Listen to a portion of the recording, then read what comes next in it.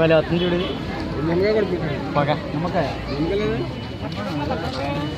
భయ్యా ఒక 20. అరే మామ ఏంట్రా ఇయ్యనా ఆడుకో 20. నీకురా ఇయ్యనా వేసేయన్నీ. Salt గీల్ట్ pepper పగిలిపోవాలంతే. 60 రూపాయలు 3. 60 కట్టమని తక్కువ ఎక్కువ కొంచెం ప్యాకెట్లు ఎక్కువ ఉన్నా కూడా గడిగి తగ్గి